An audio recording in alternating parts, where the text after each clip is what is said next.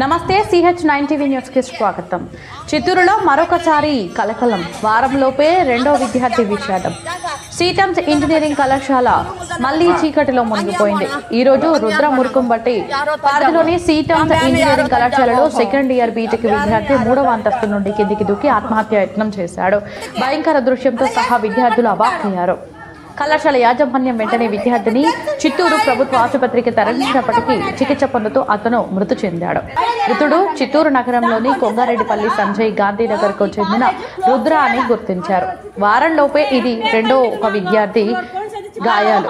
విద్యార్థి మరణం కావడంతో విద్యార్థుల్లో ఆందోళన వాతావరణం నెలకొంది. తన కొడుకు మరణంపై తల్లిదండ్రులు కన్నీటి పర్యంతమై తీవ్ర ఆవేదన వ్యక్తం చేశారు. మా కుమారుని ప్రాణాలు మాకు తిరిగి తెచ్చి చూపగలరా? కళాశాల యాజమాన్యం సమాధానం చెప్పాలి అంటూ తల్లిదండ్రులు కలం వెలిగిస్తుంది. మరణానికి గల కారణాలు ఇప్పటి వరకు స్పష్టంగా తెలియరాలేదు. అయితే విద్యార్థుల మనస్థితి, కళాశాల యాజమాన్యం నిర్లక్ష్యం వంటి అంశాలపై తీవ్ర అనుమానాలు వ్యక్తమవుతున్నాయి. ఈ ఘటనపై పోలీసు దర్యాప్తు కొనసాగుతుంది. సీటంలో విద్యార్థుల చావులు వరుసగా జరగడం కలవరపెడుతుంది. బాధిత కుటుంబాల పిలుపు, మా పిల్లల భద్రత ఇది ఎక్కడ?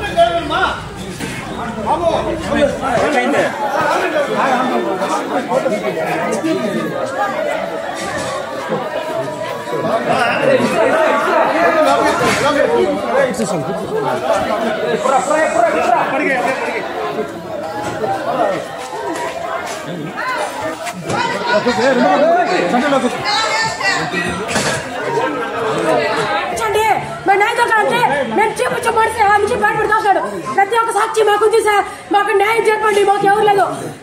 తండ్రి లేకుండా ఒక బిడ్డ తల్లి ముందు నుంచి చెప్పేసి చాకింది. వాళ్ళ అమ్మకి వాళ్ళ చెల్లి నేను. మాకు న్యాయం తెప్పించండి. మీ అందరూ అనుకుంటున్నాను. ప్రతి ఒక్కరిని అనుకుంటున్నాను. అంటే అబ్బాయి వచ్చి ఏమన్నా చెప్పినాడా ఇంటికాడ వచ్చి మీ మీద? అబ్బాయి అయితే ఇలాంటి రిమార్కులు అంతా ఏం లేదు. అవంతా ఏం లేదు. నేను అడుగుతానే ఉంటాను అప్పుడప్పుడు. ఇప్పుడే కాదు, గత 4-5 నెలలకు ముందు నుంచి కూడా నేను అడుగుతానే ఉన్నాను. నీకేమన్నా కాలేజీలో ప్రాబ్లం ఉందా? అవన్నీ కూడా నేను అడుగుతానే. లేదు, అలాంటిదంతా లేదు. అలాంటిదంటే నీకు చెప్పనా? ఎందుకంటే నా బిడ్డను నేను కష్టపడి చదివిస్తాను కాబట్టి నా బిడ్డ గురించి నాకు తెలుసు, నా గురించి నా బిడ్డలకు తెలుసు. అలాంటప్పుడు వాడు ఏదైనా గానీ నాతో షేర్ చేయకపోయినా మా అమ్మతో గానీ మా తమ్ముడితో గానీ ఇలా షేర్ చేసుకునేవాడు. కానీ అలాంటిదంతా ఏం లేదు మా, నేను సోషల్ గానే అందరితో ఉంటాను అన్నాడు. పిల్లలతో చిన్న చిన్న గొడవలు వేసుకున్నా కూడా వాళ్ళతో ఎప్పుడు కలిసిపోతా ఉంటారు. అంతేగాని ఇలాంటి మార్గం మాత్రం ఎంచుకునేవాడు మాత్రం కాదు. కానీ ఇక్కడ ఏదో ప్రస్తుతం జరిగింది. ఇలాంటిదైతే ఇంతవరకు ఫ్రెండ్స్ అయితే ఎవరు నాకు చెప్పలేదు ఇలా జరుగుతా ఉంది. అడగాలని ఉంటే నేను పిలిచి మీరే నిలబెట్టాలని అడుగుతా. ఒక నిమిషం పోయింది నా బిడ్డ ప్రాణమే. కానీ దీనికి మాత్రం హెచ్ఓడి సార్ యువరాజులు కంపల్సరీ నాకు వచ్చి ఇప్పుడు నాకు సమాధానం చెప్పాలి. సరే నా బిడ్డ ప్రాణం పోయింది సార్, పై నుంచి కింద పడినాడు కదా, ఆ నిమిషం నుంచి ఇంతవరకు ఒక కాలు నాకు చేసి చెప్పలేదు ఆయన. క్లాస్కి రాలేదనేసి ఎప్పుడు చూసినా కంప్లైంట్ ఇస్తానే ఉంటారు. క్లాస్కి రాలేదు, అది చేయలేదు, ఇది చేయలేదు అని రిక్వెస్ట్ చేసి నేను చెప్పేసే వెళ్ళాను సార్ 1 వీక్ ముందు. మళ్ళా నా బిడ్డ పై నుంచి కింద పడే అంత మూర్ఖుడేం కాదు. అర్థమైందా? కష్టపడి కుటుంబం నుంచి మేము పుట్టినాం సార్, వాడికి అర్థమవుతుంది. కానీ ఏదో జరిగింది, దానికి సమాధానం వాళ్ళు చెప్పే తీరాలి. ఇప్పుడు మేము లోపలికి వెళ్ళి అడిగిన దానికి ఈ బాబుని లోపల నుంచి బయట కింద తోసినారు. అదే వాళ్ళ ఇంట్లో బిడ్డలు అయితే ఇలాగే చేస్తారా? మీ ఇంట్లో బిడ్డలు కూడా ఉంటారు కదా సార్, చదువుతారు కదా, వాళ్ళకి ఇలాగే సమాధానం చెప్తారా? తండ్రి లేకుండా నా బిడ్డ చావుకు మాత్రం కంపల్సరిగా న్యాయం చెప్పాలా, చెప్పి తీరాలా. వీళ్ళు చెప్తేనే ఇక్కడ నుంచి మేము కదులుతాం. కంపల్సరీ వాళ్ళు మేనేజ్మెంట్ కోటాలో సీట్ వచ్చిందనేసి సార్ మా బిడ్డను తెచ్చి ఇక్కడ చేర్పించినాము. ఏమైనా సీట్ వస్తే కూడా కష్టపడే కుటుంబం నుంచి ఏదో ఒక బిడ్డ అయితే కూడా వాళ్ళకి సమాధానం చెప్పాలి సార్. రిక్వెస్ట్ చేస్తాము నా బిడ్డ చదవలేదనా, సరే సర్ది చెప్పండి. అంతేగాని 1 నుంచి చదివి బయట పోమనేది. 2 రోజుల ముందు ఒక అమ్మాయి చనిపోయింది. అమ్మాయి పేరు ఏమైనా వచ్చిందా? కాలేజీ యాజమాన్యం పేరు ఏదైనా బయటపడిందా? లేదు, ప్రైవేట్ కాలేజ్ అని మాత్రం వేసేశారు అంతే. అమ్మాయి ప్రాణం పోయిందా ఉందా మాకు తెలీదు. కానీ ఈ రోజు మా అబ్బాయి ప్రాణం పోయింది. ఇంతవరకు కాలేజ్ యాజమాన్యంలో ఇంతవరకు మాకు ఎటువంటి ఫోన్ కాల్స్ కానీ ఇంతవరకు మాకు వీళ్ళు ఏం చెప్పలేదు. పిల్లలు చూసి నాకు ఫోన్ చేసి, కాలేజీలో ఉండే పిల్లలు చూసి ఫోన్ చేసి చెప్తేనే మా అబ్బాయిని పోయి చూశాను. నాకున్నది నా అబ్బాయి ఒక్కడే సార్. కంపల్సరీ కాలేజ్ యజమానందే ఏదో తప్పు ఉంది, వాళ్ళే నాకు సమాధానం చెప్పాలి. నా బిడ్డ చావుకి ఒక ఇది చెప్పాలా, చెప్పి తీరాలి. తీర్పు న్యాయం చేయాలా. వాడు 4th ఫ్లోర్ లో నుంచి పన్నాడని చెప్పినారు, కానీ 4th ఫ్లోర్ లో వాళ్ళ వేస్తున్నారు. పై నుంచి 4th ఫ్లోర్ లో నుంచి కింద దూకితే పడే అంత ఛాన్స్ లేదు. నిలబడి పడితే కూడా ఆ వల చినుగుతుంది. కానీ 3rd ఫ్లోర్ అంటారు.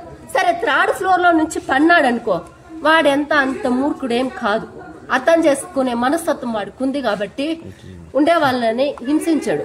అలాంటి మనస్తత్వం కలవాడు. అంతేగానే ఇంత ఇది చేసుకునే అంత పరిస్థితి నా బిడ్డది కాదు. కానీ కాలేజీ యాజమాన్యంలో ఏదో తప్పు ఉంది. కానీ వీళ్ళ మాత్రం నాకు సమాధానం చెప్పే తీరాలి.